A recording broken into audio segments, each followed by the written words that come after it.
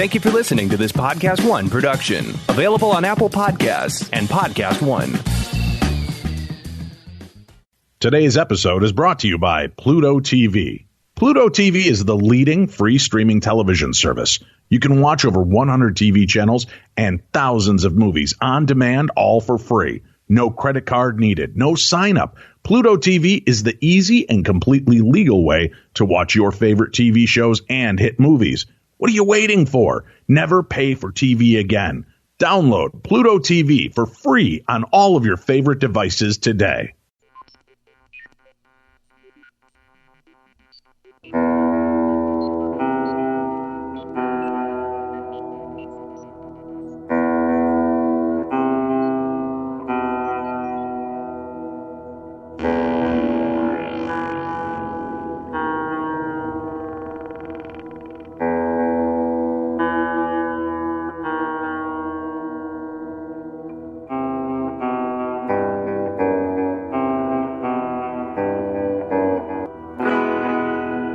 Hello and welcome into another edition of Beyond the Darkness, Sunday edition. I'm Tim Dennison for Dave Schrader, and we continue this weekend with our tribute shows to Stanton Friedman. Unfortunately, he passed away this past Monday, coming back from a speaking engagement in Columbus, Ohio. He passed away suddenly at the Toronto Pearson Airport on Monday night, that according to his family. We wanted to pay special attention to Stanton Friedman, of course, a pioneer in the ufology field, a very good friend, a very good guest here on Beyond the Darkness, and our forefather to Beyond the Darkness Radio. Stanton really was very giving of his time with us, and very giving not only of his time to us, but very giving to his time to other shows, to other podcasts, to other radio shows, and very giving to the audience of those shows. If you ever ran into Stanton at a convention of any sort, Stanton was very giving of his time, especially if you had a passion for ufology or had ever looked up at the stars and wondered if there was anything there. Stanton certainly wanted to talk theory with you and what it was you believed in. Not necessarily what he believed in, but what you believed in. And he just had this inquiring mind that was absolutely brilliant and wonderful. And it was great to sit and talk with Stanton. Today's show is an absolutely fascinating one at that. And the show that we're going to talk about today is one that was one of my favorites. Unfortunately, I wasn't there for this show. This show is back from 2010, but was in very capable hands as Dave had his co-host Mally Fox with him at this time. The show had to do with science, actually. It was a book that Stanton had wrote at the time with Kathleen Marden, and it was called Science Was Wrong. And it was a very fascinating conversation. So what we're going to do is we're going to give you 2 hours of this show. One aired on one night, the other aired on another night. The next night, as a matter of fact, Stanton was on 1 hour of the show. Kathleen was on another hour of the show. We're going to put them together today. You're going to hear the culmination of the 2 hours together for today. So you hear Stanton first, and then you'll hear Kathleen second. And the way the book went, Proof Science Was Wrong, the way that this book went was that Stanton wrote 7 chapters, Kathleen wrote 7 chapters of this book, and it's a fascinating book. The two of them got together and wrote the book together, and just put out this book, Proof Science Was Wrong, Startling Truths About Cures, Theories, and Inventions They Declared Impossible. So lots of good stuff about this book, and that book is still out there for you to purchase.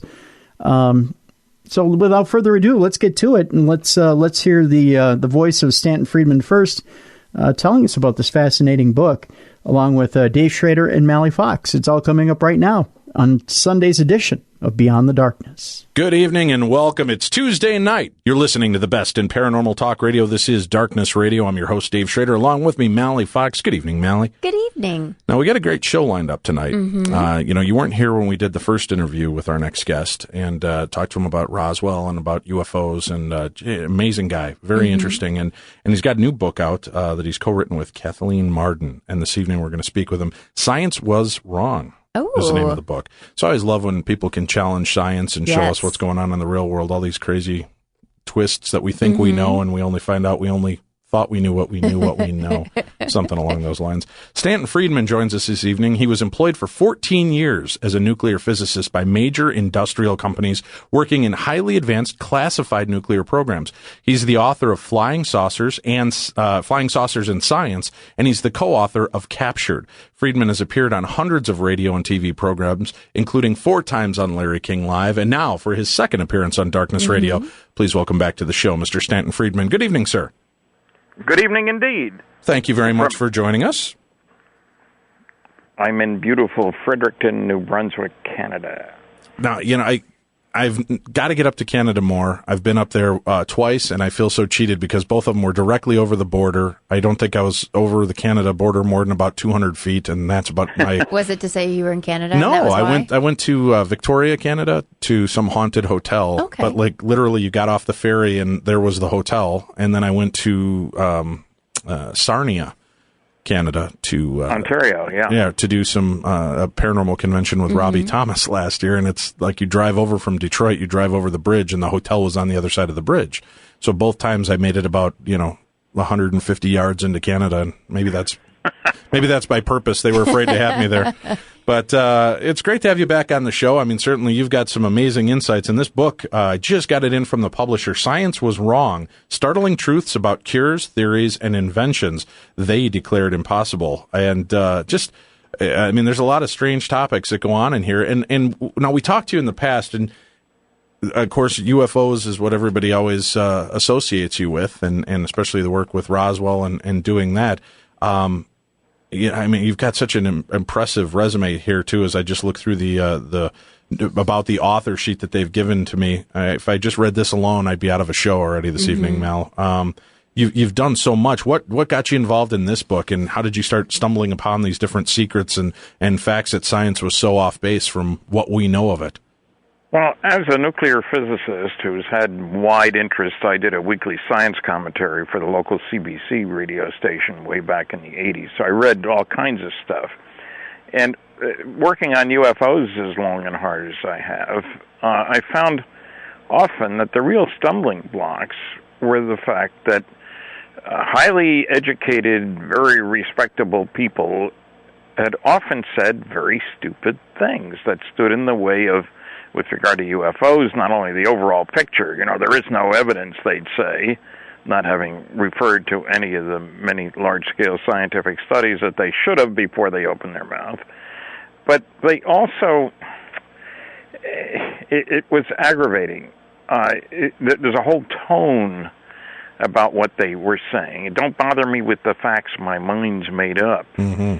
And because I worked on really far-out technology, nuclear airplanes, fission nuclear rockets, fusion nuclear rockets, nuclear power plants for space, and stuff like that, I realized that it wasn't just in these areas that scientists have stuck their nose in where it didn't belong because of their ignorance.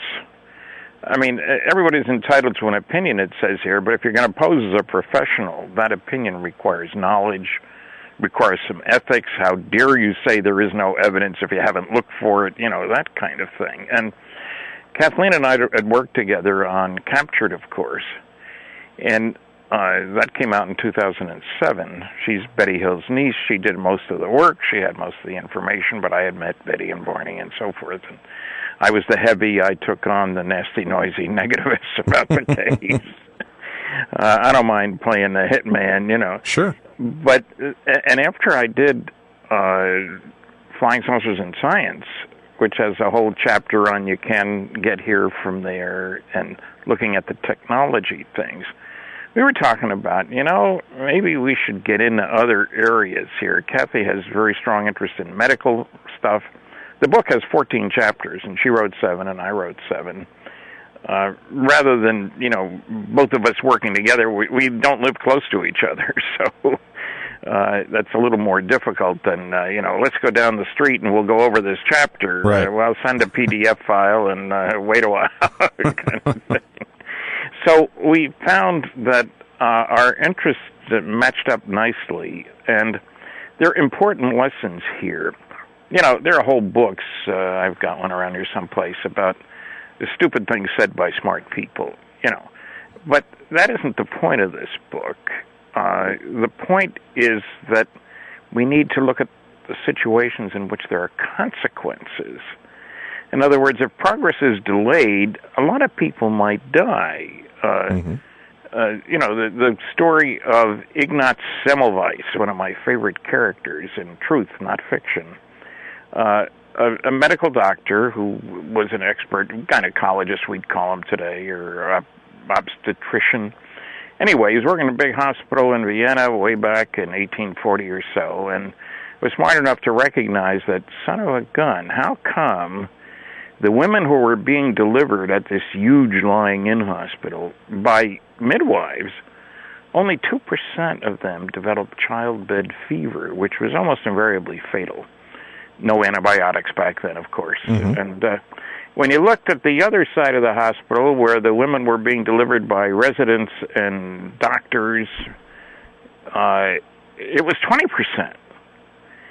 And to make a long story short, you got to read the book, of course, but the whole point was that it turns out that he instituted new rules to try to get that 20% down to 2%.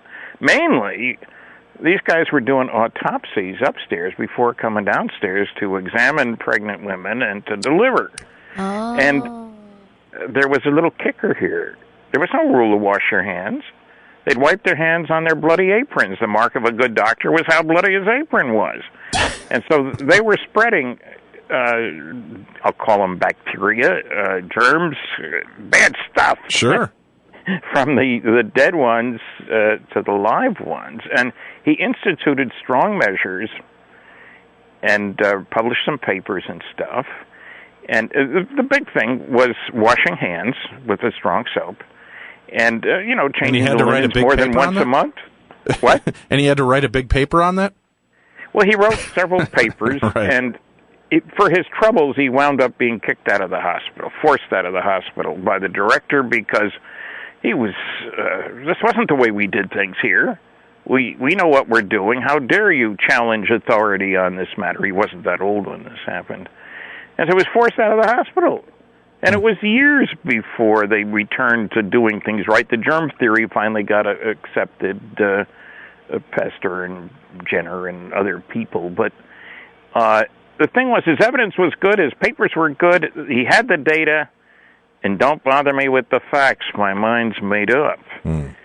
It's a classic case. I eventually issued a stamp in his honor, like that did the women who died a lot of good. Sure. But that was typical of the situations. A smallpox, there were people fighting against vaccination and variolation and stuff like that. And smallpox was a real bad disease. At times it hit a third of the population and killed almost all of them. And the goods were there to show that vaccination would work and greatly reduce, let's say. The thing in medicine, of course, is you never get 100% anything. Right. Some people are allergic to penicillin, it'll kill them, it won't cure them, Sure. But, and that's why doctors have, 6 different medications for high blood pressure, for example, because some don't work for some people, and others work for other people, And this was an area that was particularly interesting because of the consequences. And also, to me personally, although Kathy wrote the chapter on eugenics, people think of the Nazis were the guys who were wanting to master the race and all this kind of stuff. Mm-hmm. They picked it up from the Americans in this country. Well, I'm a dual citizen, so I can complain about both governments. Sure. Legally, But the whole idea, we should only let the finest reproduce. Fitness was the thing. Taller, stronger, and there were contests at state fairs and stuff like that, and there were consequences. Laws actually got passed in some places that you could sterilize people who came from unfit to reproduce backgrounds. If somebody in the family was inadequate, maybe deaf, for goodness sakes, we could sterilize the rest of the people in the family.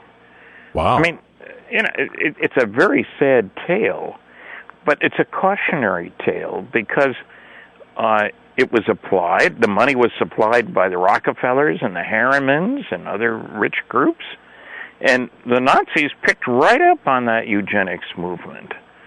And so, and the reason it got to me is all my grandparents would have been rejected as unfit because they came over not speaking English from Eastern Europe, and these guys would give IQ tests in English to people who couldn't speak English. Sure. And obviously unfit, send them back.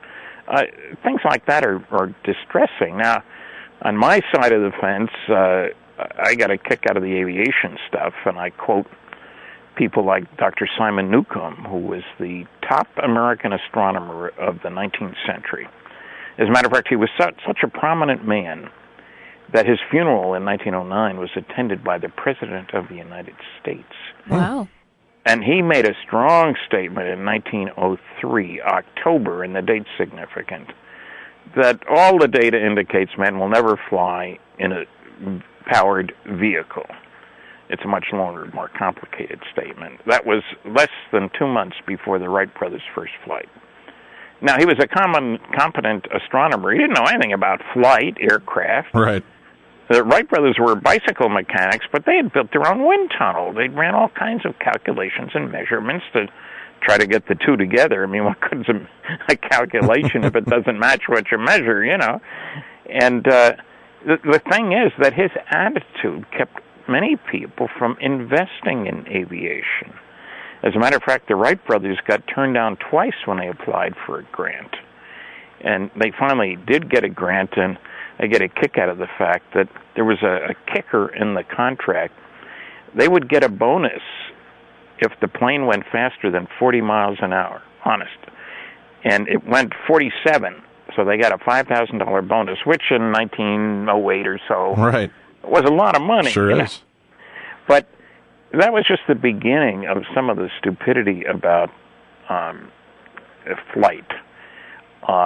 All kinds of we call them the impossibilists in the book. The original title of the book is "It's Impossible, Isn't It?"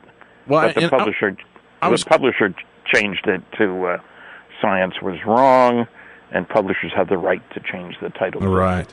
Well, I was curious. Now, going back to some of the medical things, when I understand that sometimes you have very smart people in their segment, and then they get questioned about something they know nothing about, and like you were just mentioning about the fact saying, "Oh no, flight's just not going to happen." Meanwhile, two bicycle guys are working on a firm method to get us into flight. With the medical issues, though, why do you think it was just kind of throwing logic out the window? I mean, in medicine, the whole idea was to make things better, to look at the facts and try to help people. Well, why do you think that they wiped stuff away so easily and were so blindsided by, well, it possibly can't be, we're carrying one? They knew how disease was transferred, didn't they? No, they didn't. Really? That was the whole thing about Semmelweis, is they didn't know how it was. It was from miasmas, vapors from swamps, all kinds of things. Honest to God, I mean, and there's a common factor that runs through all of these, I guess, is arrogance and ignorance. The guy who discovered penicillin, here's a Petri dish and there's no bacteria there. I mean, something's wrong. And he could have thrown out the dish. Well, we did something wrong, don't worry about it. But he got curious, and why is that, I wonder? The wonderment. So the factors are arrogance and ignorance. In other words, there's a kind of attitude that says, look, I'm a very smart guy, and I keep up with what's important. And with regard to UFOs, for example, if aliens were visiting Earth and the government was covering up, that'd be a big story. Nobody denies that. But if it were a big story, I would know about it because I'm so smart. And I don't, so it must not be. And I'm not going to waste my time chasing down this foolishness. And so you run into that in a whole bunch of areas. And also, there tends to be a kind of insistence on knowing all the answers. For example, back in the 20s, pernicious anemia was invariably fatal. So guys tried a lot of experiments in which you could produce pernicious anemia in dogs. And they tried feeding them all kinds of stuff. And son of a gun, the ones who got liver lived and did fine. So pretty soon they were feeding people liver. Now, it worked, but there was a little problem. What the heck was it in the liver that was doing the good? Right. It took a lot of years before they found that it was vitamin B12, because the amounts involved are trivial. Micrograms, millionths of a gram. And the thing is, the pragmatist says, look, I don't need to know how. It would be nice. Mm-hmm. That would simplify things. But like the British Navy, the Navy guys were called limeys. Why? Because the Britons found that by providing limes to the sailors, they didn't get the disease that you get when you don't have enough vitamin C. They didn't know anything about vitamin C. Scurvy is the disease. But it worked. And it was a long time before vitamin C was discovered. They said, look, our objective here is to have a fighting Navy. And that means the guy's got to be healthy. Scurvy is not a pleasant disease. And so this works. Let's use it. And it was a long time before they found out, what it was in the limes or lemons or, any of the citruses. Right, but with that in mind, when you were talking about the first case, where, the guys coming down from the autopsies would still have the death on them and the germs, and then the one doctor wrote papers about, what we need to do is clean. Wouldn't they then, in the sense, still also think, well, we don't know why the limes work, but they work, so thank God for it. What we do know is that this side of the hospital is doing fine, and the difference does seem to be that they're not dealing with dead people right before they go to to deliver the babies or deal with the mothers. Well, that's obvious in hindsight. Sure. But remember, the doctors were the smart ones. If that was true, somebody would have discovered it a long time ago. True. And it's just also so scary to think that, these are our brightest minds. Yeah. At least as we believe them to be, and they're so clueless on so much. Oh, and arrogance, too. Yeah. Hello. Well, look at the astronomers. They're my pet target, of course, because they've said so many stupid things over the years, but space travel was one. Space travel is utter bilge, said the British Astronomer Royal. Not in 1930 or 40 or 50, but in 1956. Sputnik went up in 57. And part of the complaint in 56 was nobody's ever going to spend the money. It'd be so much better to develop new instruments for astronomy. Well, no science has benefited more from the space program than astronomy. Think about it. Not only the Hubble telescope, but there's a whole bunch of other spacecraft out there.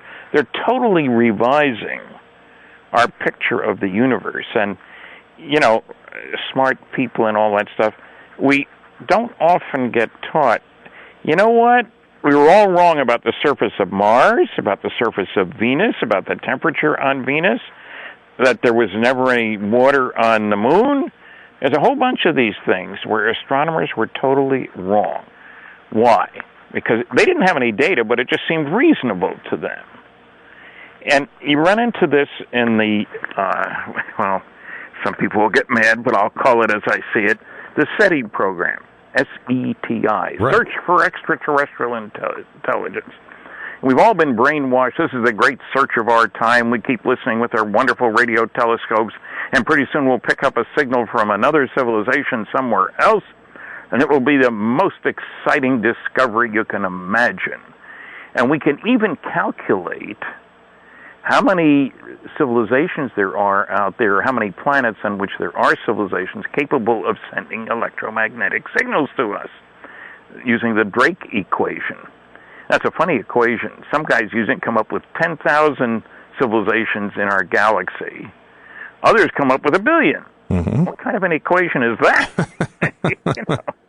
And the kicker here, of course, is that I call it silly effort to investigate because the basic assumptions are not scientific.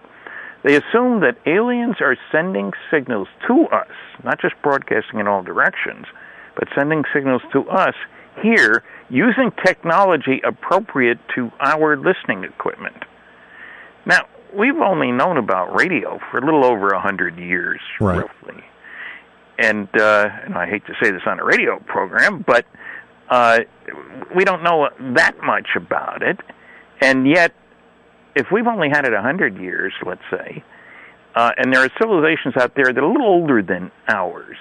Now, how much is a little older? Now, if you believe the world was created in 4004 BC and October 23rd at 6 p.m., nothing's very much older. Right. If you say, hey, that's 4 billion and 4, you missed a few zeros.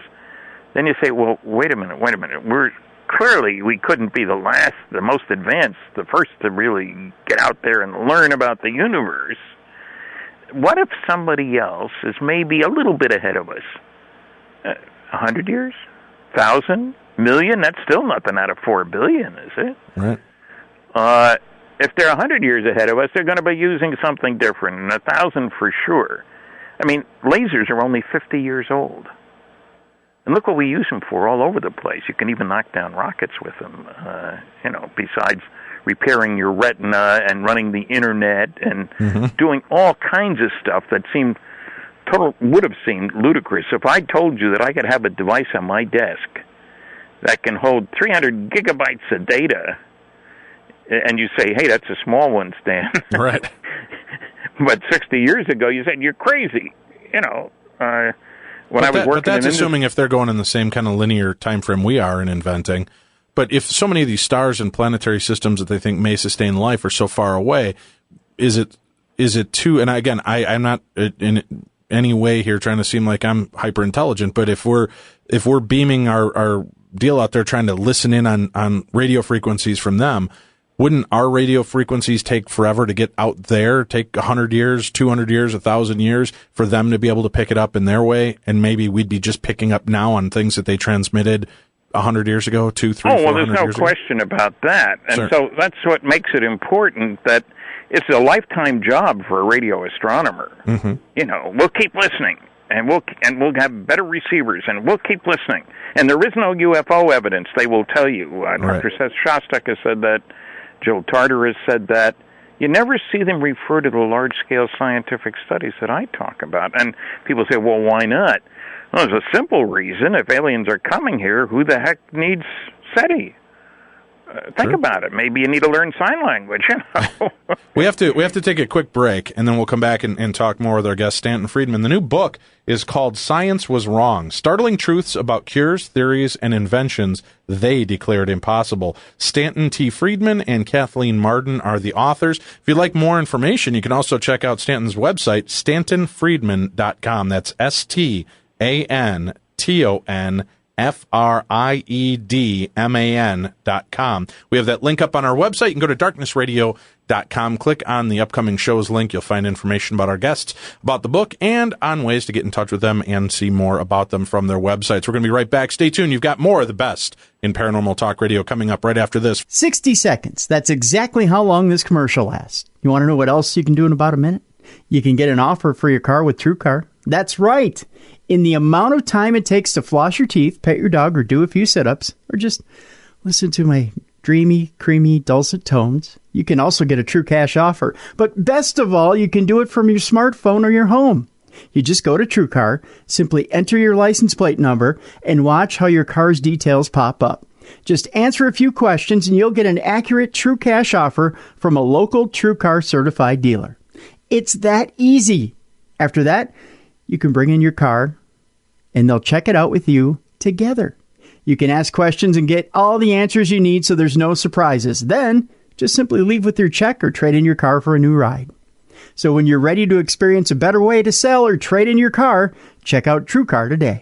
Good evening. Welcome back to the show, Darkness Radio, your home for the best in paranormal talk radio. Our guest this evening, Stanton Friedman, is joining us, and he has co-written a book, Science Was Wrong, Startling Truths About Cures, Theories, and Inventions They Declared Impossible. The book is available and out on the shelves right now. Is that correct? Yes. Oh, yes. Excellent. Well, yeah, I want to talk, before we launch much more into the book, just kind of curious, knowing what you know about SETI and science, coming from a paranormal investigator standpoint and dealing in ghosts and the research that we do, there's a few new tools and things that are being used with radios, EVP, different I don't know, just these different pieces of equipment that are dealing with voices coming from somewhere. One thing that's been very strange, we talk about the fact that SETI is sending out or listening for these signals to see if we're getting any messages from out there. And what is it? Seth Shostak is the gentleman in charge of SETI. There's a really strange anomaly that occurs, not just in a small pocket, but investigators from around the world report this, that when listening to these radios, these modulated or modified radios and spirit boxes, as they call them, the one name that's repeated back quite often is Seth. That's interesting. No correlation for the location, no correlation with anything that would be taking place in that specific spot, that who would Seth be, and it's coming from different languages, different countries, different investigative groups and techniques, but the name Seth keeps coming back. Now, I know that there was a famous book written and charts that were done by this lady that was tapping into some, entity that she called Seth, who was this ingenious entity who was kind of an overseer and gave her information on how to make life better for everyone. And there's books on it, and I think they're called the Seth Papers. And it's an interesting topic, but I also wonder, he's dealing with radio frequencies, and they're sending out signals and waiting to hear back from other planets. Maybe he's just not modulated into the right place. If UFOs are maybe not necessarily out there, but on separate dimensions or realities or whatever, and if we're bleeding out, with these messages and we're waiting for him, maybe he's focused out into the wrong area to get the messages back that he's listening for. Well, yeah, I think he is. Because, in the first place, I don't think aliens out there are stuck at the level of standard radio. Right. We're going to discover something better. I mean, I got a shock about 3 years ago. I was in Detroit and was going over how much technology has changed in the last 50 years or so. Not just the internet and computers, but DNA and a whole bunch of things. And I mentioned, when I started working in industry, I was using a slide rule. And I looked around the class, not a bit of response, so I had guts enough and was foolish enough to ask, any of you know what a slide rule is? Not one person in the class knew. And that was less than 50 years ago. Right. And the atom bomb was, the guys who invented it, if you will, researched it, were using slide rules most of the time. That's 50 years. Right. And let me give you another example. In about 1938, before the Second World War started in Europe, Americans think the war started on December 7th, 1941, but for the Europeans and Canadians, it was before that by 2 years plus. And a German general, head of intelligence, had reports come to him that the English were building these tall towers, about 200 feet tall, with crossbars facing the English Channel. And he figured, they're developing radar.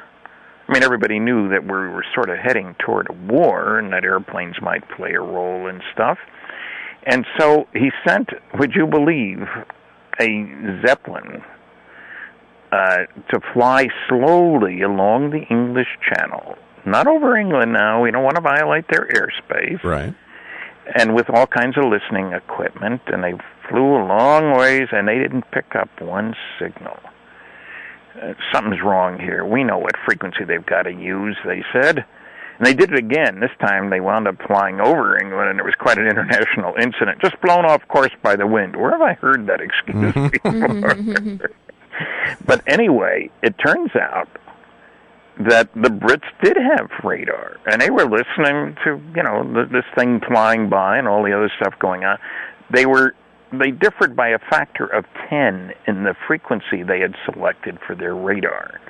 Now, the kicker here is that English and German scientists knew each other. They went to some of the same schools.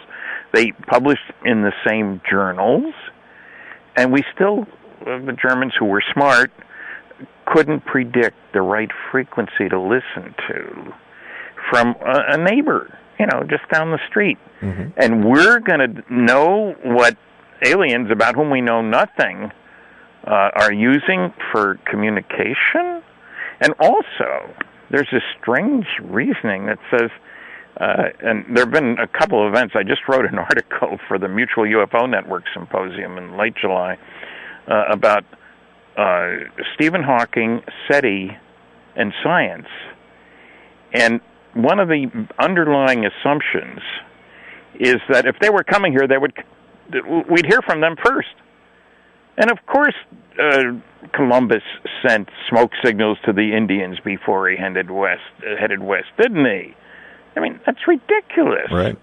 We haven't picked up a signal, so there's nobody out there. And thank God the British were on their ships with their microphones yelling, "We're coming over soon." Yes. To let us know, right? Yeah. So what I'm getting at here is that I have found that the SETI people tend to be not very knowledgeable about human behavior. You know, they have claimed, for example, that if they get a signal, they'll make it known right away. That's so they can keep their funding going. But none of them will acknowledge that there's a national security aspect to the UFO stuff. Like, for example, if you could duplicate the flight behavior, you'd have one heck of a military flight system, wouldn't you? Mm-hmm. You know, because now they can fly circles around anything we got flying, and I mean that literally. Definitely. And they don't seem to understand. Also, they'll tell you, and Seth Shostak this time, he's given two reasons and done two different programs for why he doesn't think governments can cover anything up.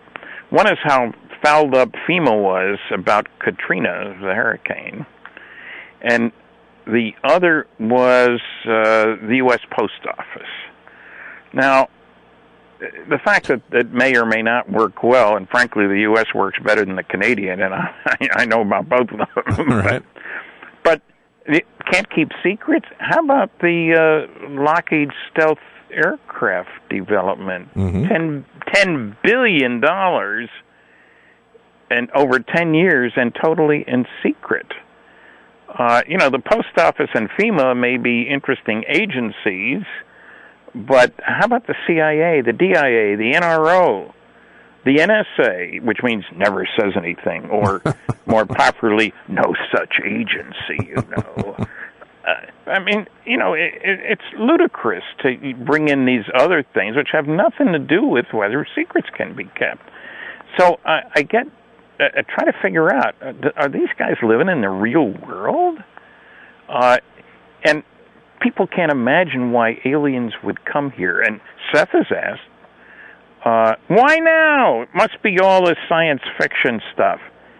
Come on. Our knowledge is so new. We didn't represent a threat to aliens out there until we show signs of being able to get out there. We didn't even know that there were neutrons until 1932. We figured out how the stars work, theoretically, nuclear fusion, in 1938. But, of course, we put that to use in 1952. We built our first H-bomb. Mm-hmm. Now, it's a slight step up from dynamite. Like, the first H-bomb released as much energy as exploding 10 million tons of TNT.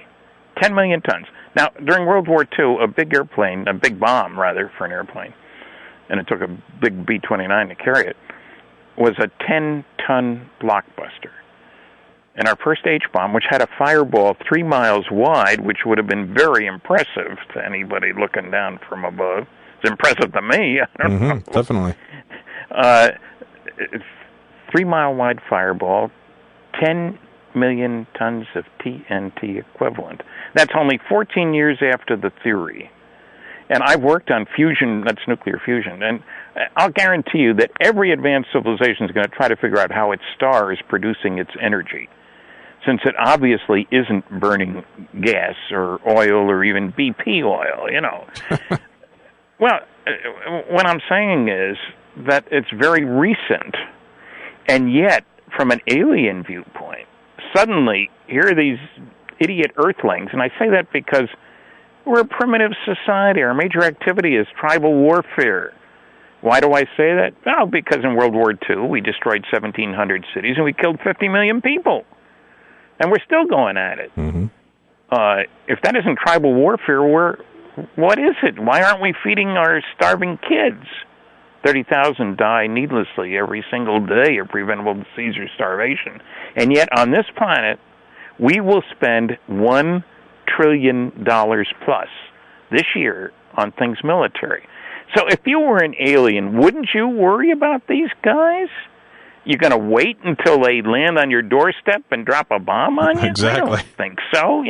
That's Stanton, why we have the NSA. You were talking a little bit about the scientists and Stephen Hawking, and I'm just curious what your thoughts were. I don't know. It struck me almost as funny to hear Stephen Hawking considered to be one of the greatest minds of our time, and his big theory on aliens is that when they come here, we don't want them here, because when they come here, it's going to be to destroy and take over, and he just started to map out like an episode of V or any other sci-fi movie ever made, and it just seemed like, come on, Stephen, at least have a little bit more inventive nature to your theory of what's going to happen when they come. That's what my paper's about, his comments about, this is the year of the media paying attention to aliens because people like Stephen have spoken out. And the Royal Institute in London had a big conference, and they featured SETI. They didn't talk sensibly about UFOs. And, I have the greatest respect, as a physicist myself, for Stephen as an outstanding astrophysicist.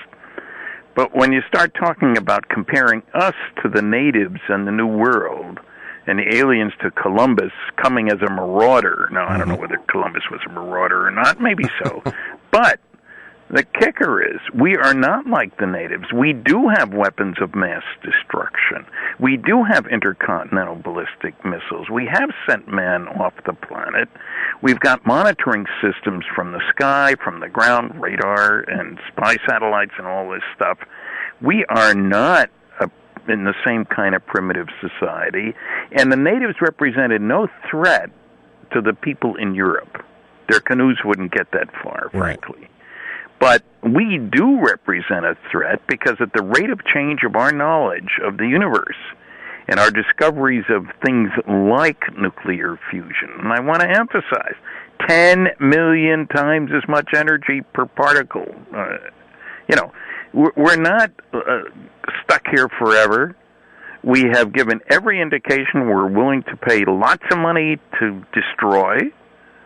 There's no secret about that. Look where our money goes. Look where our effort goes. I mean, I worked in the defense industry, so I have some idea about it. Well, I'll give you an example. When I was working on nuclear airplanes back in 1958 for General Electric, was it 6 professors and 12 grad students? No. We spent $100 million that year, employed 3,500 people, 1,100 of whom were engineers and scientists. A few years ago, I checked on the 3 nuclear weapons labs. The total budget for each one, that's Livermore and Los Alamos and Sandia, real companies, real outfits these are, their total budget for just the 3 of them was greater than the budget for the National Science Foundation for all its research stuff. So, let's be realistic about what kind of beings we are. And we had Pearl Harbor. And there's a section in the book where I talk about the fact that Billy Mitchell had said that you could sink ships from airplanes, and boy, was he laughed up and down and out of town. A sad little episode. The program for the Army-Navy football game on November 29th, 1941, had a picture of the USS Arizona, the mighty Arizona, and this enormous, powerful battleship. And there was a caption that said, "Nobody has ever sunk a battleship from the air." 8 days later, the Arizona was sunk, and 1,100 people died as a consequence. So we are a threat to anybody in the neighborhood. They'd be absolute fools to let us just do our thing and wind up on their doorstep. And you see, I make only one assumption about the aliens. I don't know what language they speak. I think they probably do have telepathy, and the book has a chapter on paranormal phenomena and stuff. But one thing I am sure of, they're concerned about their own survival and security. Everybody is. That means you got to keep tabs on the primitives in the neighborhood. Only close tabs on those primitives show signs of being able to bother you. It's a little late if the armada is on the way. And so, these things are things we need to talk about and need to recognize and not be stuck. Well, I'll give you another example of the difficulty. I was interviewed for the Peter Jennings mockumentary, which was broadcast February 24th, 2005, in a museum in Roswell. And I'll be at Roswell next week for the annual festival. There'll be a big announcement about a new movie, Magic Men, which I will be involved. That'll be on July 2nd. Keep your ears open. Will do. Mm-hmm. Hollywood movie. And where was I going with that? I get so caught up in the Hollywood thing. Who's going to play me? Is it Richard Dreyfuss, maybe? Not a bad choice. Wouldn't that be something from Close Encounters? Come around. Oh, definitely. But the thing here is we need to be realistic about what goes on in our own society and the real ways money are spent. I was saying when I was interviewed for the Peter Jennings mockumentary, as I called it, in Roswell at a museum, not the UFO museum. They have art museums there, too, incidentally, for those who want to come on by and say hi. It was a good interview for an hour. I've been interviewed a lot, and I asked sensible questions and stuff in a nice setting. They're wrapping it all up, and my interviewer says, Stan, don't you think if these things were real, that half the scientists at universities would be working on UFO research stuff? Strange question. And I said, no. Those who can do, those who can't teach. You want advanced technology, you don't go to a university where it's publish or perish. You go to people who can keep secrets, who know how to mobilize a large effort. The Manhattan Project to develop nuclear weapons cost $2 billion in 1942 money, which is a heck of a lot more than that now, I'll tell you. And astronomers don't get to spend that kind of money, and people at universities in general don't. So what I'm saying is we need to be aware of the need for putting good thinking to use, but in a realistic kind of way. Governments can keep secrets. I worked under security for 14 years. I know that for a fact. I've been to 20 archives, and it was announced a couple months ago that there's still 400 million pages of classified material more than 25 years old in the United States. Think about that. You can't read that in a year. Right. Unbelievable.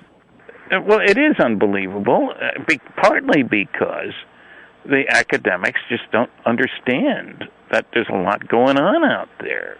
I had a guy tell me if Roswell had happened, if there had been a crash of a flying saucer, there had been a paper in the Physical Review, which is where most of us physical scientists publish, within 3 months, they said. I said, you don't understand security, do you? The first nuclear chain reaction was in December 1942. You think there was a paper about it? It was an earth-shaking event. As a matter of fact, we even lied when we tested the first A-bomb in July 16th, 1945. An ammunition dump had blown up, and fortunately nobody was injured. They had to say something because it was seen from 100 miles away. Right. But we lied about it. I'm not saying they shouldn't have. I'm just saying they did. Well, and we've also now we've painted ourselves in a corner as a country and as our leaders. If they come forward and admit, I think at this point that, we've been hiding UFOs, that's just going to totally destroy the credibility and believability that we all still want to kind of hold on to, that our government is still watching our best interest. And if we tell them now, all right, now I could see them coming out and going, wow, now we've seen something and we agree to it, but we don't believe in anything before that time.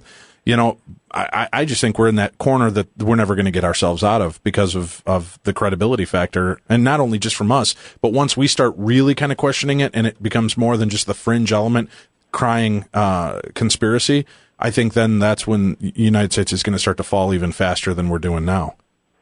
It is a major problem. No country wants its citizens to owe their allegiance to the planet instead of that individual country. Nationalism is the only game in town. But who speaks for planet Earth? People say, why don't they land on the White House lawn?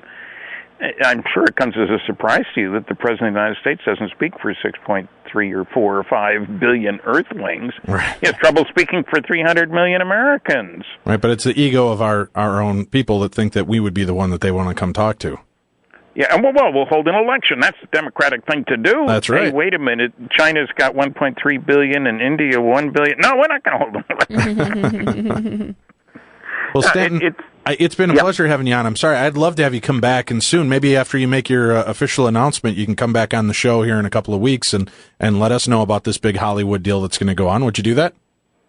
Sure, Magic Men, MAJIC. And the website, again, is www.stantonfriedman.com. There's an interesting article on government UFO lies, which some people might find fascinating. Oh, I'm sure they will. And Stanton, it's always a pleasure having you on, and it goes by so fast. Folks, the book is called Science Was Wrong, Startling Truths About Cures, Theories, and Inventions They Declared Impossible. Stanton Friedman, the author, along with Kathleen Marden. Stanton, please keep in touch with us. We'll talk to you again soon, okay? My pleasure. Thank you. If you like our show, you're going to love AJ Benza, Fame as a Bitch, on Podcast One. Join the gossip columnist as he gives his unfiltered opinion on the biggest scandals with his insider perspective on the lives of who's who in Hollywood and tough guy demeanor. Download new episodes of Fame as a Bitch every week on Apple Podcasts and Podcast One.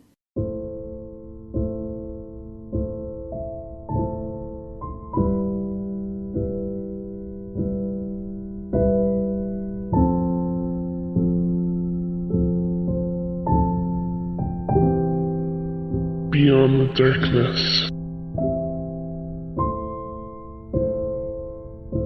Welcome back to Beyond the Darkness. Hope you're enjoying today's episode. Again, it's from 2010 of Darkness Radio, and it was an episode that's actually taking place over 2 days of Darkness Radio. The first day had Stanton Friedman on. The second day, or the second part of today's program you're going to hear, is with his co-author, Kathleen Marden. And the book that we're talking about is Proof Science Was Wrong, Startling Truths About Cures, Theories, and Inventions They Declared Impossible.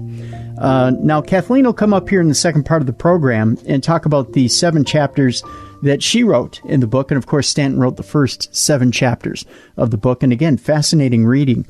And this weekend we've been paying tribute to Stanton Friedman all weekend long. Unfortunately, Stanton passed away at the age of 84 He died suddenly, at the Toronto Pearson Airport. He was coming back from a speaking engagement in Columbus, Ohio, Monday night.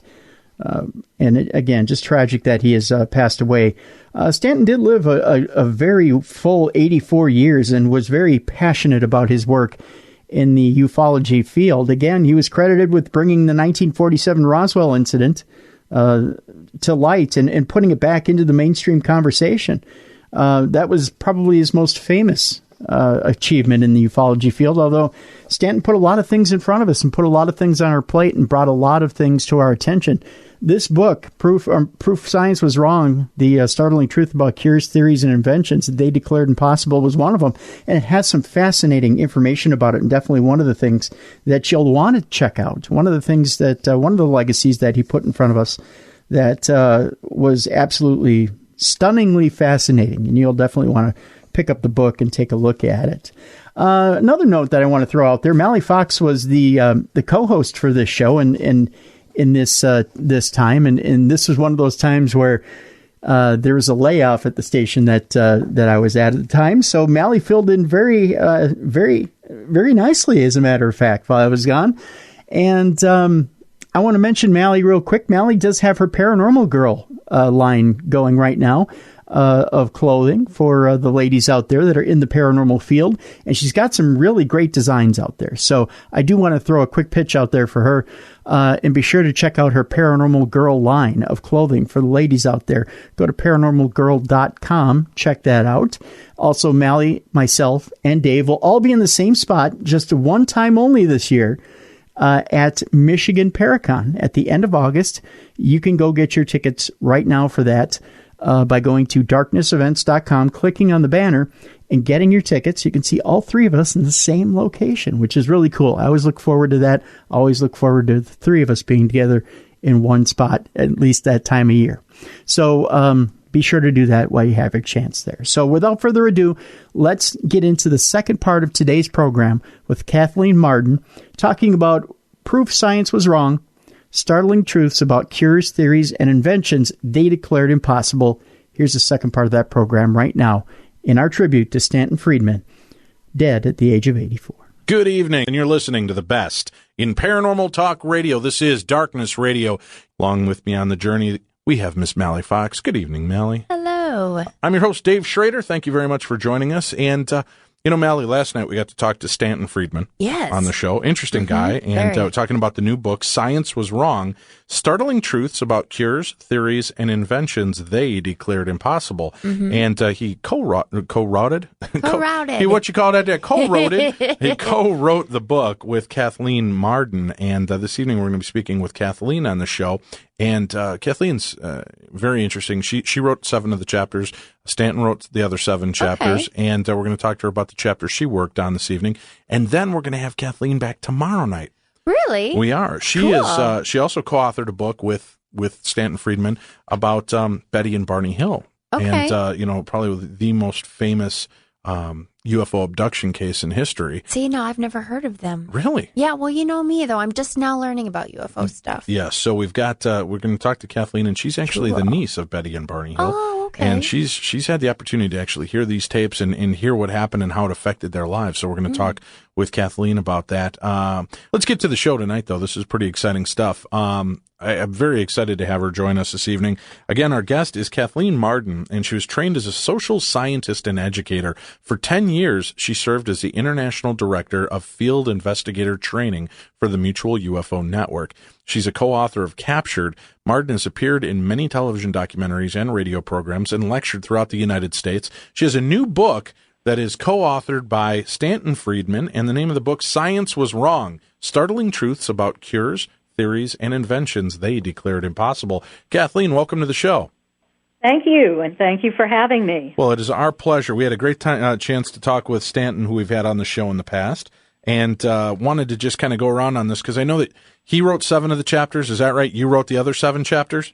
Yes, that's correct. And he, of course, has a heavy slant towards the UFOs, and certainly like to talk about that, as anybody that listened last night got a chance to hear. And I just wanted to kind of get into some of the other issues in the book that were so interesting. Now, this is, I think, first of all, a fascinating book, and it is available, and it's out there on sale right now, folks. Again, Science Was Wrong is the main title, written by Kathleen Marden, Marden, and Stanton Friedman. So you can check that out on Amazon.com. Let's talk about some of the different things that you wrote about in the book that you were involved with. In your book, you have a chapter titled Politics, Personalities, and Childbed Fever. Can you tell us a little bit about the childbed fever and why you wrote about that? Yes. Back in the 19th century, women were dying at a tremendous rate from childbed fever. And it was a time when Ignaz Semmelweis was a young doctor in Vienna. He was born in 1818 and he died in 1865. He actually grew up in Pest in Hungary. And after graduating from medical school, he taught medical students at the Vienna General Hospital. He was able to secure a job there. And what he observed when he was there is that entire rows of women would succumb to this terrible raging fever and infection that would strike them up to 2 weeks after they gave birth. And their infants also often died of the same symptoms. Now, there were 2 units, obstetrical units at the hospital. One was the midwifery unit, where it was mostly women in there who were nurses or midwives, and they had only a 2% mortality rate.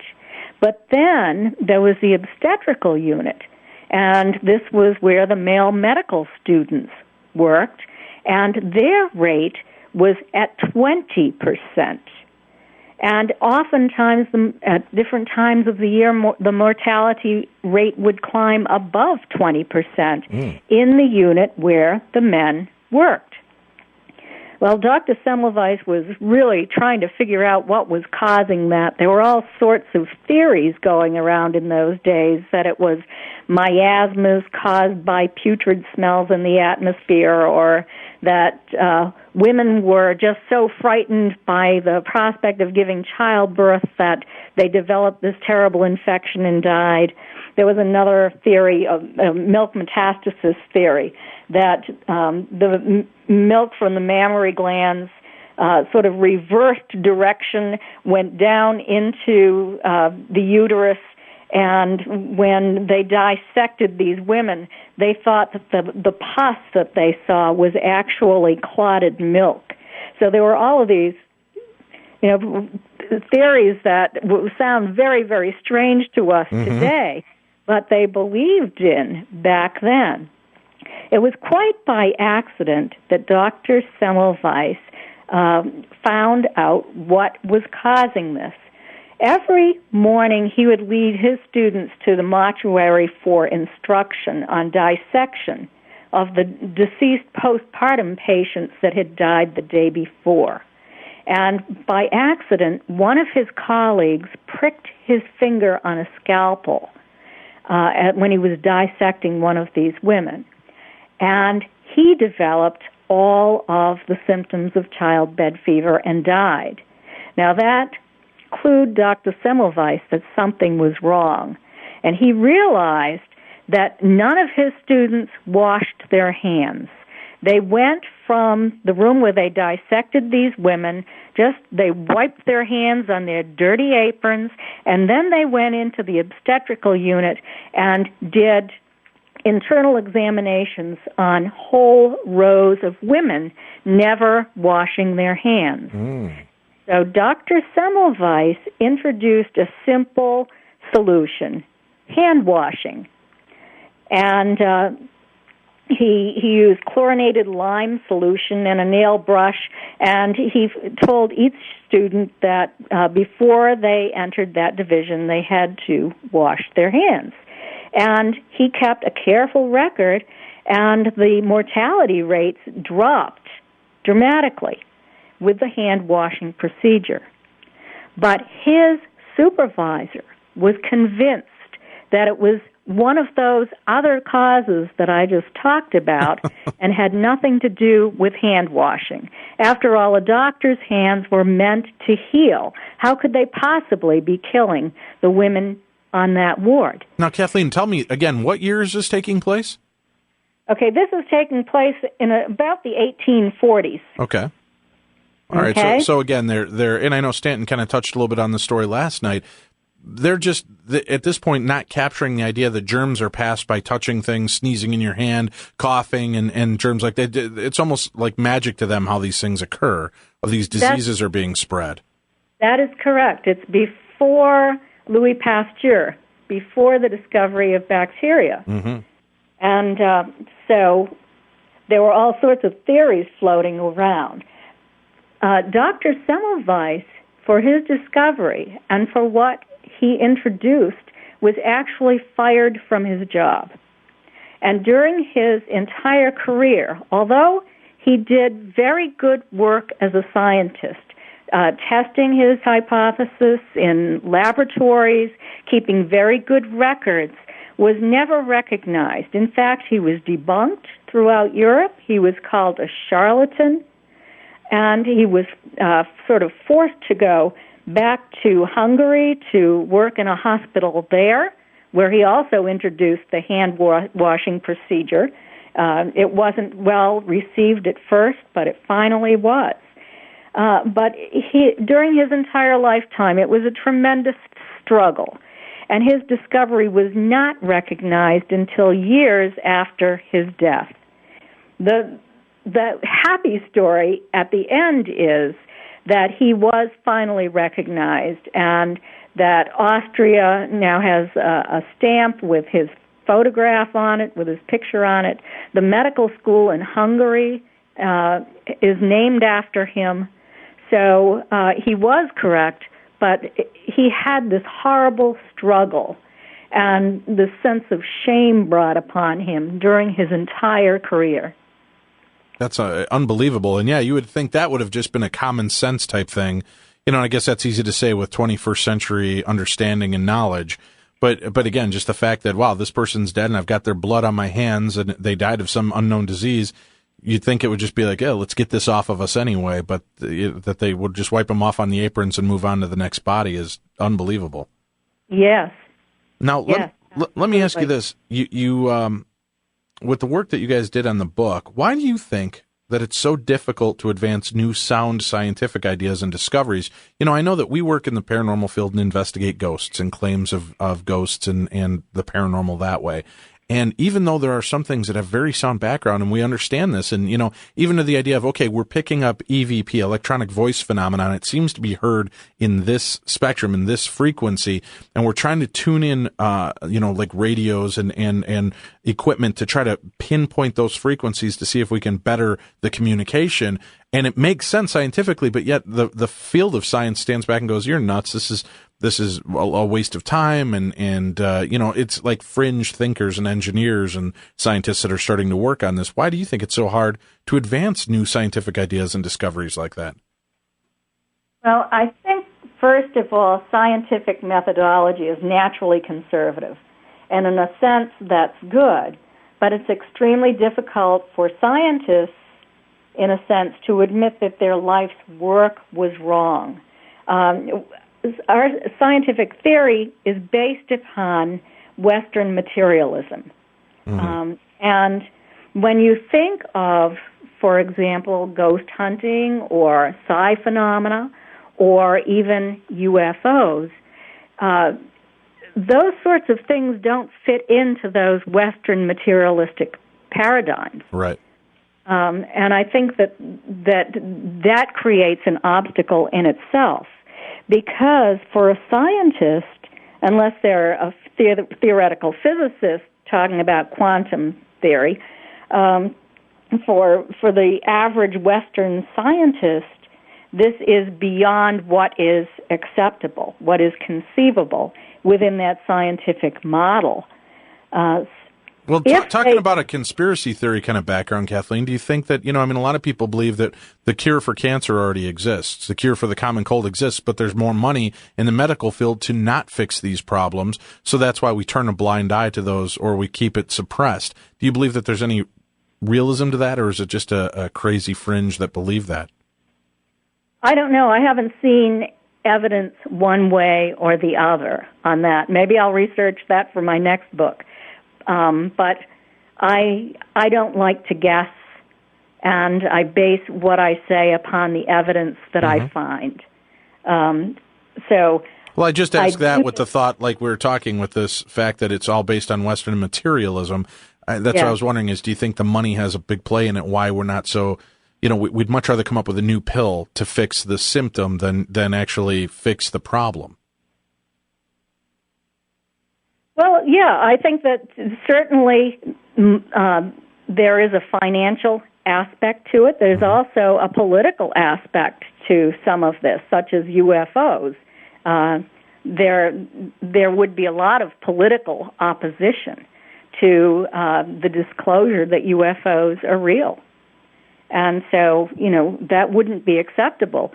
I think that probably in order to make that disclosure, every country in the world and every military in every country would have to say that UFOs are not a threat.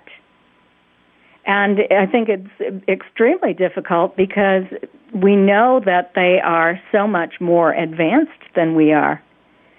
We simply don't have that kind of technology. We don't have the military hardware in order to be able to protect our world from an invading force. Now, in terms of the military, the way the military thinks, they would think about this in terms of being an invading force. So I think that there's a political motivation for denying the existence of UFOs, very much so. Sure. And I think that, it's multifaceted. There are so many reasons for a scientist to even look at the evidence that UFOs are real. Say it's somebody from SETI who has spent their life looking, sending radio waves out, radio signals looking for life on another planet and another star system. Well, for them to look at the UFO evidence and to see that this is real would, in a sense, destroy their life's work and put them out of a job if they were to find that we're already being visited. Right. Well, so I think... I'm sorry, go ahead. I was just... So you think that's what's going to... Go ahead. Well, yeah, I agree with you. I think that would kill a lot of people's careers, if they agreed that it's already there, because then if it's already there, we don't need you to watch the skies and test for these ideas anymore. You did a lot more of the medical stuff, it seems, in the book as well, and I want to touch on a little bit more of that as well, because one of the things I'd never heard about was the hemophilia Holocaust. I mean, it sounds horrifying. Can you tell us a little bit about it and what caused the Holocaust among the hemophiliacs? Well, yes, I can. The hemophilia Holocaust was caused by factor VIII concentrate, and that was a blood product used to treat bleeding episodes in hemophiliacs. And a couple of little bottles of this factor VIII concentrate contained hundreds of units of blood that were all produced in a large vat. And there was a filter that filtered out bacteria, but it wouldn't filter out viruses. And the blood banks for a long, long time would not admit that the blood was contaminated with HIV. So there was a little bit of a greed factor, I think, in that as well. So it was a mistake, and it was, in a sense, political. There was a lot of politics involved in all of this, and there was the drug companies simply didn't want to look anyplace else for anything that would replace factor VIII concentrate. It was there, it was effective, and they said that the chance that someone with hemophilia would get HIV from this was 1 chance in 1,000,000. Well, in reality, 1 in 10,000 Americans with hemophilia became HIV positive, and 90% of factor VIII concentrate users developed HIV. Wow. And this is something we're just talking about from the 1980s. This isn't the 1840s like our first story talking about the childbed fever. This is something, again, we should have figured out long into this, and we're in now 1980s trying to treat this, and we're not realizing the correlation and how this is all affecting. And when did they start to realize, oh, boy? Yeah, how many years? Well, it took several years. It was about 8 years, I believe, from the time that people started first to exhibit the symptoms. The first AIDS patients started to exhibit the symptoms, and they found out what this was all about. In fact, there were 2 researchers from the Louis Pasteur Institute in France, Luc Montagnier and Francois Barre. And they were on to something in their research with this and attempted to publish in the United States on their findings. And their paper was rejected. And that's another reason, I think, that scientific ideas and discoveries are not advanced as rapidly as they should be, because peer-reviewed journals often reject information. It tends to be highly political, what gets published and what doesn't. It wasn't until Robert Gallo's laboratory at the National Cancer Institute received samples from the French that he started talking to them. They mentioned to him that they had attempted to publish about their findings and that their article was rejected. And he worked with them, writing an article jointly with them, and that was published. And I believe it was because of his political influence in doing this. So it was published, and finally the French team did discover the virus. They were able to replicate the virus. And then there was a huge political war, in a sense, over this between France and the United States, because Robert Gallo's team also produced this virus. And there was who was the first person, who was the first team to produce this virus, to replicate this virus in a laboratory. And Margaret Heckler from the U.S. Department of Health and Human Services announced that it was Gallo's team. Well, the sample that Gallo used ended up being linked to the Frenchman that the French team had taken the virus sample from. So there was either it was intentional or it was a mistake in the laboratory. Something happened in the U.S. laboratory, and they ended up having the French sample. So it was actually Montagnier and Barr who actually discovered the HIV virus.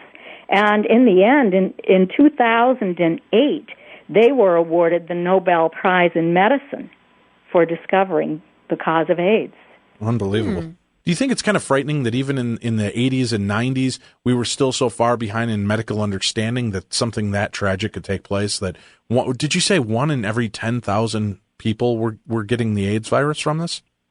No, I said that 10,000 Americans with hemophilia developed HIV. Okay, from this from the blood product. Right, from the blood product. That they used to treat their bleeding episodes with. And 90% of the people who used that factor VIII concentrate as a blood product to treat their hemophilia, bleeding episodes, became HIV positive. That's just unbelievable to me. Were they ever compensated for getting HIV? Well, yes, it took a long time, and there were many legal battles. I talk about one case in my book where a man who developed it did apply for the benefits, for compensation, and he was initially denied because he was told that because he had a tattoo, he must have gotten HIV from having that tattoo.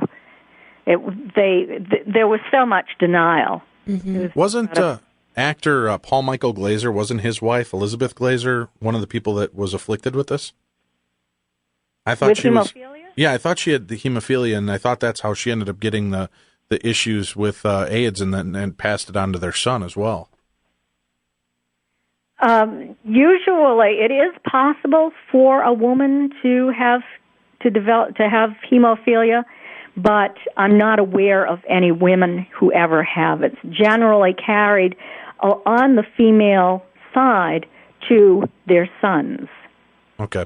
Well, I know. Yeah, I thought it was hemophilia she was dealing with that. Yeah, I thought it was a blood transfusion, but it could have been. Yeah, it could be. Well, it could have been just a blood transfusion. Right. A lot of people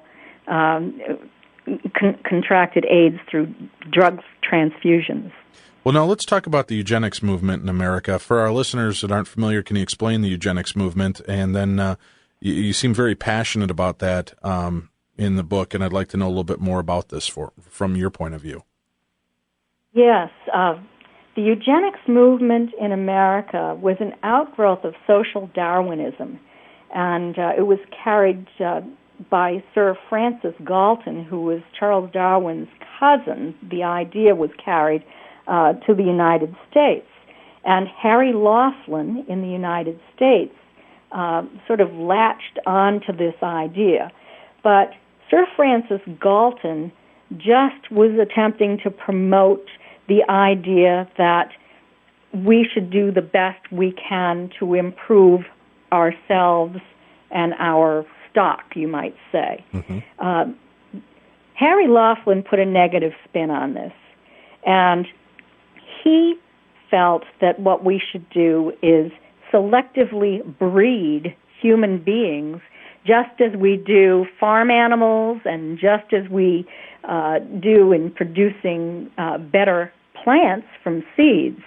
And he carried this to the American Breeders Association subcommittee in 1909. And this started a movement in the United States. The idea was to sterilize the lower 10% of families, the lower 10% on the economic scale. And they targeted individuals who were very different from themselves. These were some of the upper-class families in the United States. And this movement was funded by some of America's wealthiest families. They wanted to eliminate the mentally ill, sure, the criminal elements, people who are not able to support themselves. They wanted to sterilize anyone who had any physical disability, whether they were deaf, they were blind, they had epilepsy, for example. There were a host of reasons. Alcoholism was another one. So that anyone who had any disability would be prevented from reproducing and carrying on what they called germplasm. And the movement initially didn't gain a lot of support. But through the American Breeders Association, it was carried to fairs, county fairs across the United States, through fitter family contests and better baby contests. And at these contests, people filled out family trees, and they competed for who had the best bred family, whose family was the most productive, the best looking, the best athletes, and that sort of thing. And the winner received a silver chalice. So everybody would strive to be like that. Now, it became even worse when Harry Laughlin took over the administration and hired a group of social workers. And these social workers went out across the United States also making family trees on families that were identified as being on the lower end of the economic scale or was somehow troublesome in their communities. And it was finally carried in the end to Germany, and that movement gained a lot of popularity in Germany. And it was Rockefeller money funded Joseph Mengele's experiments in the beginning before Hitler came into power. And the American Eugenics Association lamented that Germany was beating them at their own game. In America, they wanted to sterilize 15 million people over 2 generations. Germany ended up sterilizing and murdering many more than that. But it was carried from the United States to Germany through Harry Laughlin. And Germany adopted his model sterilization plan, and they even awarded him an honorary doctorate from Heidelberg University. This was a real insidious plan because many people in this country were sterilized involuntarily, and because there was a movement to prevent the immigration of certain groups of people from Europe who wanted to come to the United States. At Ellis Island, they were given IQ tests. Mm-hmm.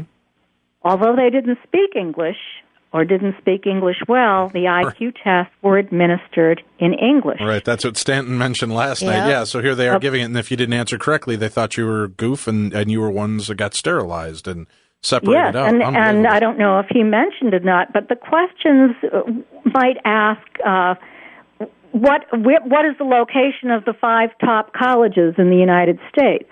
What color are certain gemstones? So you can see this was a very biased IQ test to begin with. And people were being labeled feeble-minded or being denied access because they failed these IQ exams. Now, being feeble-minded was good cause for sterilization, and there was no specific definition for what it meant to be feeble-minded. Almost anyone could be put into that category. I think you're talking to two of them, Kathleen. I know, exactly. I'm like, I don't think I would have been let into the country. Yeah, we wouldn't have done so well.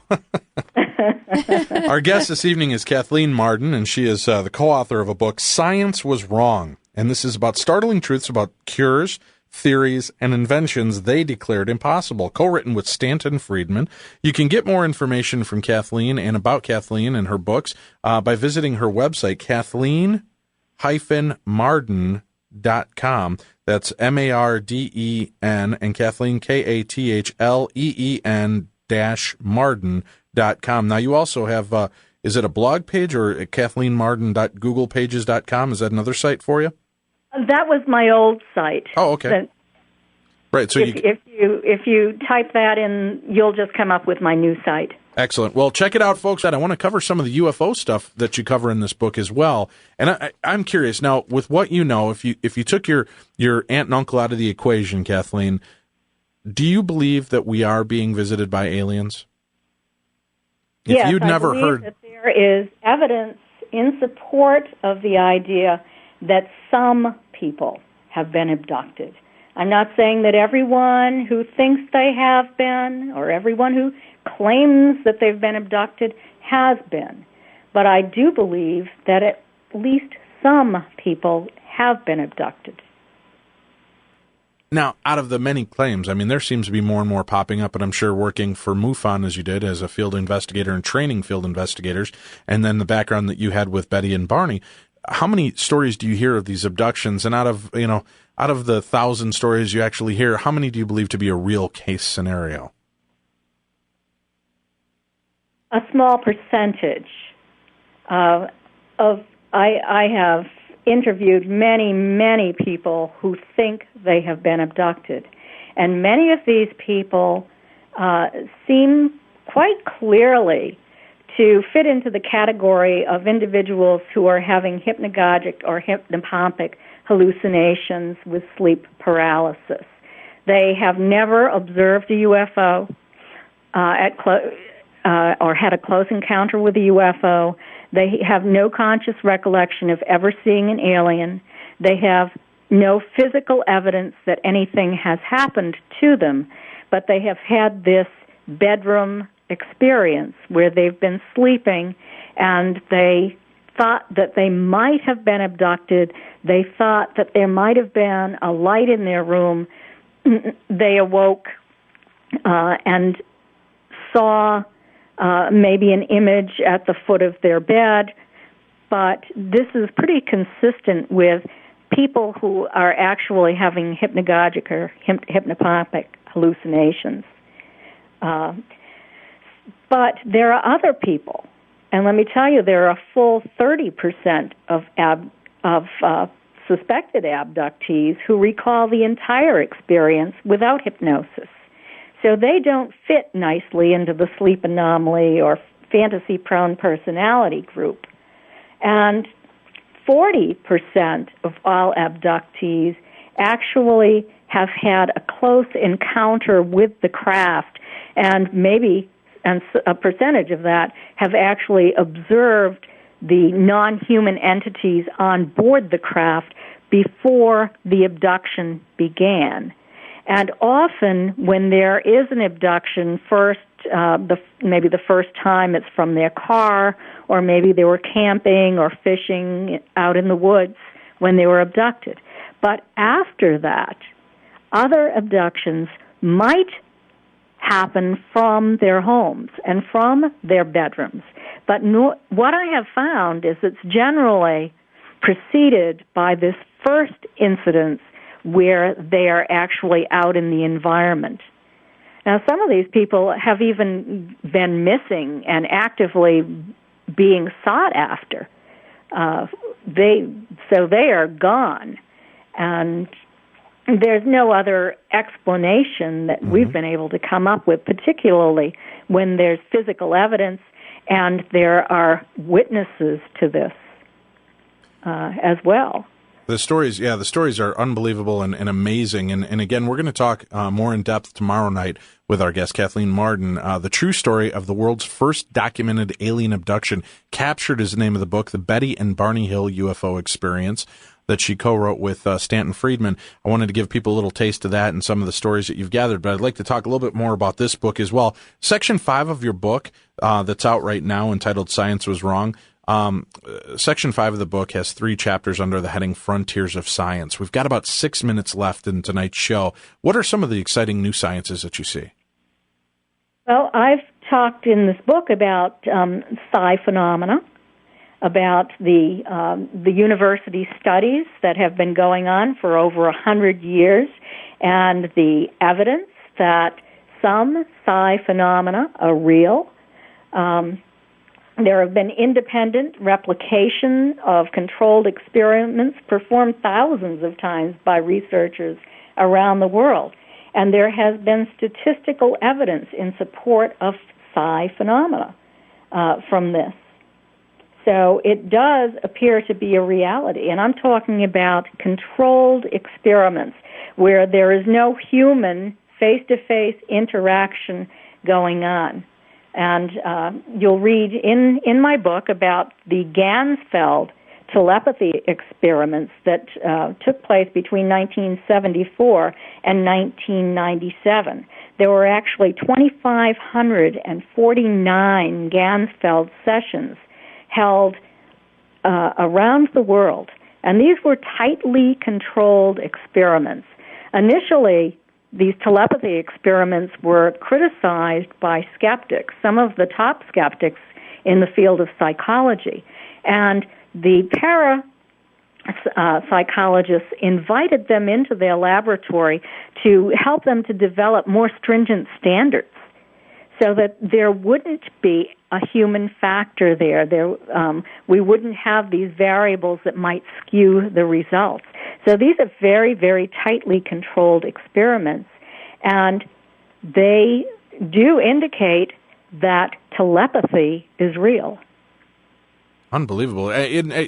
That, to me, is exciting when science is starting to find these breakthroughs and they're bringing it out. With telepathy and what you understand and from the research you've done, how far out do you think we are before that's something that'll be a more recognized, I don't even know, what do you want to, science or recognized phenomena? You know, it's very hard to say because there is a lot of bias against this. And even this was taken before the National Academy of Sciences in 1987. The committee concluded that parapsychology deserves a fairer hearing across a broader spectrum of the scientific community so that emotionality does not impede the objective assessment of experimental results. So even at the National Academy of Sciences, a team of scientists who were evaluating these psi results ended up producing a biased conclusion, and then were taken to task about it. And that statement that I just read to you was issued. So, again, I'm talking about Western scientific materialism. With Western scientific materialism, telepathy is impossible. We don't have an explanation for that, how that happens.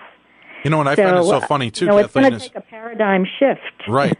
And I think it's kind of coming from the ghosty perspective, too. A lot of the people that are investigating ghosts and that phenomena is starting to realize that we may be having more of an effect on our equipment, even the recording devices, using forms of telepathy or manipulation to give off these false positives and false readings, and we may be somehow imprinting it.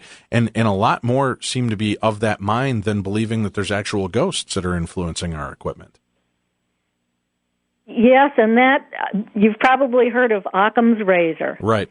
And Occam's razor is a theoretical construct that demands that scientists accept the simplest possible theoretical explanation for the existing data. So what are you going to say? Are you going to go through an entire paradigm shift and say that we have a whole new set of ideas about this? Or are we going to say, oh, it's just the human factor? You can just flush it away by saying, oh, it's a human factor. It's a human variable here.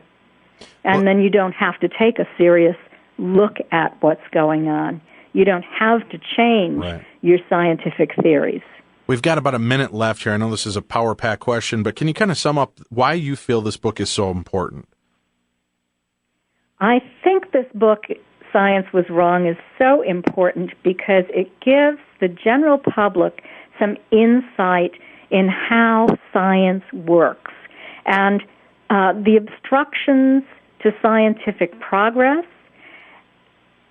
and how scientific progress in the end oftentimes is made. But there are terrible obstacles in the way of all of this, and I think that a lot of people aren't aware of these obstacles. They think that if something is real, then science would accept it as being real. But as we know, that's not always the case. That is true. Well, Kathleen, I want to thank you very much for spending your evening here with us. We'll talk to you again tomorrow night, and we'll talk about the other book, Captured, the Betty and Barney Hill story, because that's an amazing story as well. Thank you again. Much success with the new book. Again, the name of the book, folks, is Science Was Wrong, Startling Truths About Cures, Theories and Inventions They Declared Impossible. The book is out and available right now. Thank you for tuning in. Remember, we'll be back again tomorrow night. And there you go, folks. That was Kathleen Marden and the second part of today's program. I want to thank you guys for tuning in to this weekend's tributes to Stanton Friedman, again, dead at age 84. And want to reiterate a couple of things that I expounded on yesterday about Stanton. Again, not only just a great man, but a great leader in the field of ufology. And can't stress enough how much we're going to miss Stanton. He was a great guest for us on Darkness Radio and Beyond the Darkness, a great friend to our program as well, a great friend to the field in general of the paranormal, and really a great friend to anybody who wanted to come up and talk to him about ufology and about the paranormal in general. Stanton was extremely giving of his time, an extremely nice man who really had a passion for this field of the paranormal. It's going to be hard to have anybody try to step into those shoes. Stanton was incredibly brilliant, incredibly hardworking, and had a brilliant mind and passion for the field, and it's hard to put those together these days, or find someone to put those together and want to go forward and pursue this work and try to find answers, and even skeptical answers, and common sense answers for those of us who thirst for that knowledge, and to do it without an ego or a television show or a thirst for fame. Stanton really never did it because he wanted to put his face out there. He did it because he just sought out the truth. And that's admirable. And in his passing, it truly is sad that before he passed away, we never really got UFO disclosure, and we never really did get any of the true answers. I think that I think Stanton would have publicly liked, although I think he found some of the answers, maybe privately, or was at least happy with some of the answers he found that he could be at rest with. I truly do hope that whatever your belief system is, I hope that in my belief system, when Stanton passed, that those answers were given to him, and that he truly is at peace with whatever his research was found at the end, and that he was given the answers he was looking for his entire life, and and everything is at peace, and he can move on in his journey and find new answers to new questions. I'm truly going to miss him. I had many great conversations with Stanton Friedman over the years, and truly was no one like him. And I look forward to the people that will step forward and continue his work. I look forward to talking to them, and I look forward to seeing that type of passion coming forward from them in the years to come, and seeing what kind of answers they can culminate in Stanton's place. Stanton Friedman, Godspeed, and God bless you, and thank you for everything that you've done for the field of ufology and the field of the paranormal. To everyone listening right now, just remember to, again, keep your loved ones close to you. Enjoy the time that you have here. Stay passionate, stay hungry, and keep looking for answers. Don't ever stop. Don't ever stop and think that you can be complacent and that it's just the same old stuff over and over again. Keep looking for and striving for new things, new territories, and new answers to old questions, because the minute you stop learning is the minute you're done. And we never want to stop learning in this field of the paranormal. For Dave Schrader, I'm Tim Dennis. We'll see you next weekend, right here on the best in Paranormal Talk Radio. This is Beyond the Darkness.